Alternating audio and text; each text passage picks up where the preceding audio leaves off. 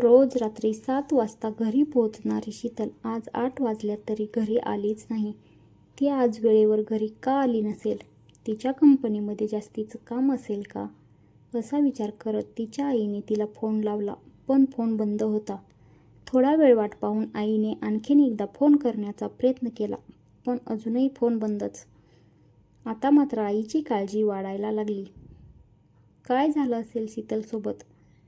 ती वेळेवर घरी का आली नसेल? तिच्यासोबत काही घडलं तर नसेल ना? हे सगळं जाणून घेण्याच्या अगोदर आपण पाहूयात की शीतल कोण होती. शीतल ही एक सर्वसामान्य मुलगी होती. आईसोबत राहत होती. ती लहान असतानाच तिचे वडील देवाघरी गेले होते. आईने घरकाम करून तिला शिक्षण दिले होते. तीही शाळेमध्ये अगदी हुशार आणि जिज्ञासू मुलगी होती.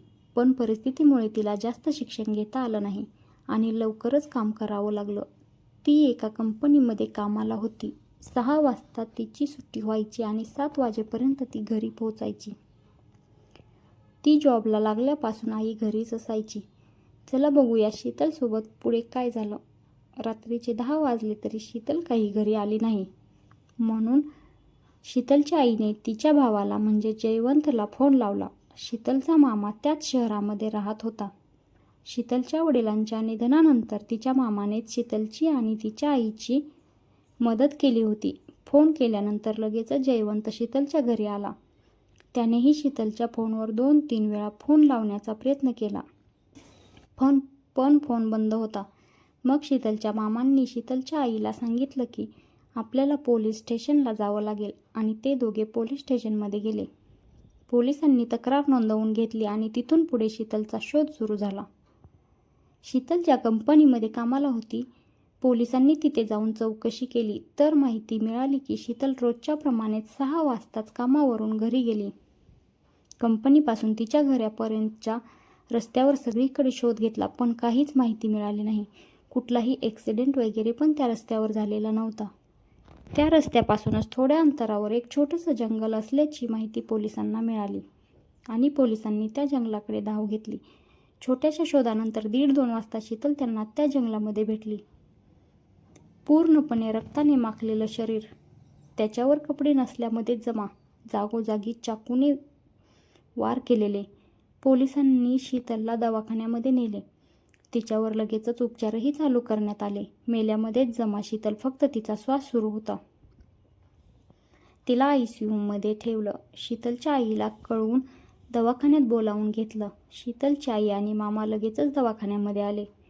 शीतलच्या आई पूर्णपणे घाबरलेली, पण जयवंत तिला धीर देत होता. त्यांनी लगेचच डॉक्टरांची भेट घेतली. त्यावेळी त्यांना समजलं की शीतलवर बलात्कार झालाय आणि शीतलच्या आईला तर धक्काच बसला. पण आपली मुलगी जिवंत आहे म्हणून तिच्या जीवात जीव आला. शीतल शुद्धीवर नसल्यामुळे पोलिसांनाही काही विचारपूस करता आली नाही आणि शीतल शुद्धीवर आल्यानंतर कळवण्यासाठी डॉक्टरांनी सांगितलं. दुसऱ्या दिवशी शीतल शुद्धीवर आली. त्यावेळी पोलिसांनी तिला विचारपूस केली तेव्हा ती बोलण्याच्या मनस्थितीत नव्हती. तरीही तिने पोलिसांच्या प्रश्नाची उत्तरे देण्याचा पूर्ण प्रयत्न केला. मिळालेल्या माहितीनुसार ते 2 जण होते आणि शीतल त्यांना ओळखत होती. ते दोघे त्यांच्याच एरियामधले होते आणि त्यांनी शीतलची 1-2दा छेड पण काढली होती. पण शीतलने त्या गोष्टीकडे दुर्लक्ष केलं आणि आईला उगाचच टेन्शन नको म्हणून घरी पण काहीच सांगितलं नव्हतं. पोलिसांनी त्या दोघांना पकडून त्यांच्याकडून गुन्हा कबूल करून घेतला आणि त्या दोघांना शीतलवर बलात्कार करून मारून टाकण्याचा प्रयत्न केल्याची शिक्षा झाली. पण त्यांना शिक्षा झाली म्हणून शीतलचं आयुष्य पहिल्यासारखं होणार आहे का? ती सन्मानाने या समाजामध्ये वावरू शकेल का? शीतलला बरं होण्यासाठी पूर्ण 2 महिने लागले. तिच्या लग्नासाठी आईने जमवलेले सगळे पैसे खर्च झाले. सगळ्या पाहुण्या रावळ्यात, शेजारी पाजारी ही गोष्ट पसरली होती. त्यामुळे शीतल घराच्या बाहेर पडायला पण घाबरत होती. शीतलच्या आईला पण आता शीतलचं कसं होणार ह्याची काळजी सतावत होती.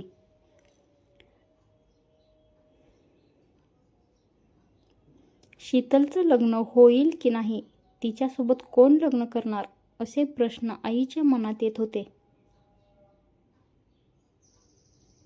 एके दिवशी शीतलची आत्या आणि तिचा मुलगा योगेश शीतलला आणि तिच्या आईला भेटण्यासाठी आले. शीतल योगेशला आवडत होती, पण कधी बोलला नव्हता. योगेश आणि त्याची आई शीतलची विचारपूस करून परत गेले आणि नंतर काही दिवसांनी योगेश एकटाच शीतलच्या घरी आला आणि शीतलच्या आईजवळ शीतलविषयी मागणी घातली.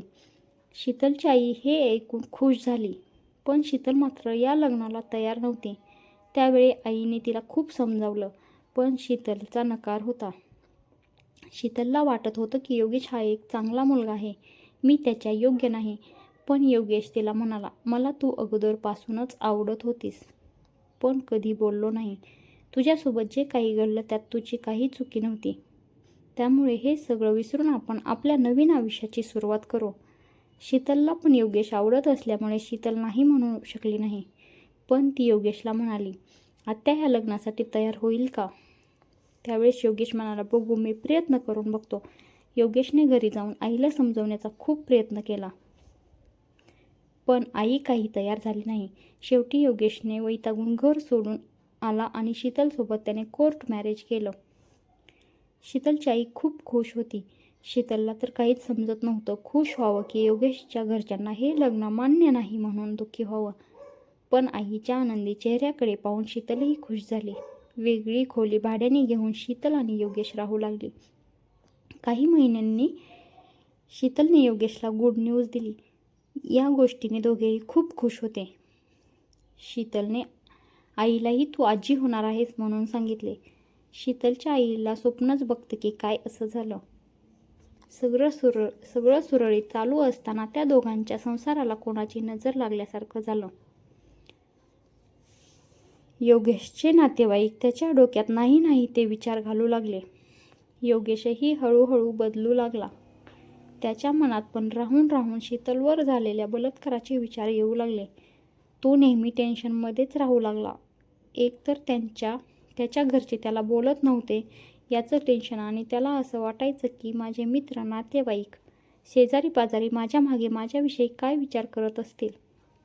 अशा विचारांमध्येच तो हळूहळू दारू पिऊ लागला.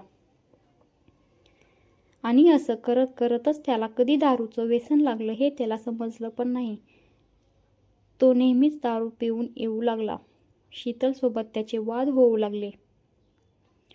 हळूहळू तो शीतलला मारहाण पण करू लागला. शीतल पण आतून खूप तुटायला लागली. आईला काळजी वाटेल म्हणून ती हे सगळं आईला सांगू पण शकत नव्हती. अगोदरच आपली आई एकटी राहते आहे असं तिला वाटायचं, आणि हे सगळं ती एकटीने सहन करत राहिली. नंतर अशामध्येच तिची डिलिव्हरी जवळ आली आणि डिलिव्हरीसाठी आई तिच्याजवळ राहायला आली. त्यावेळी तिच्या आईला पण योगेशच्या दारू पिण्याविषयी आणि यांच्या भांडणाविषयी समजलं, पण आता ती तरी काय करू शकणार होती. अशामध्ये शीतलने एका सुंदर मुलीला जन्म दिला. तिला वाटलं मुलीच्या येण्याने हळूहळू सर्व ठीक होईल, पण तसं काहीच झालं नाही. नंतर तर योगेश जास्तच दारू पिऊ लागला. तो मुलीकडेही आपलेपणाने बघत नव्हता. असंच एके दिवशी त्याने दारू पिऊन शीतलला खूप मारहाण केली. हे सगळं पाहून शीतलची आई शीतलला तिच्या घरी घेऊन गेली. बघत बघत शीतलची मुलगी 2 महिन्यांची झाली. शीतल हळूहळू मुलीमध्ये विरंगुळू लागली, पण योगेश मात्र पूर्णपणे नशेमध्ये बुडून गेला. त्याने एके दिवशी नशेमध्येच आत्महत्या केली. हळूहळू योगेश सुधारेल आणि सगळं काही ठीक होईल या आशेवर जगणारी शीतल पूर्णपणे तुटली. या सगळ्यातून सावरण्यासाठी तिला पूर्ण आयुष्य कमीच पडेल. हळूहळू ती तिच्या मुलीसाठी जगू लागली. नंतर मुलीला आईजवळ ठेवून काम सुरू केले. आता शीतल फक्त तिच्या आईसाठी आणि मुलीसाठी जगते आहे. ती जगत जरी असली तरी ती हे सगळं कधीच विसरू शकणार नाही. खरंच बलात्कार करणाऱ्यांना फक्त सजा भेटून बलात्कार पीडितेला न्याय भेटतो का? ती तिचं आयुष्य पहिल्यासारखं जगू शकते का? समाज तिला स्वीकारतो का? ही कथा तुम्हाला कशी वाटली हे कमेंट करून नक्की सांगा. पूर्ण कथा वाचल्याबद्दल धन्यवाद. आणि अशाच काल्पनिक कथा तुम्हाला आवडत असतील तर नक्की कमेंट करा.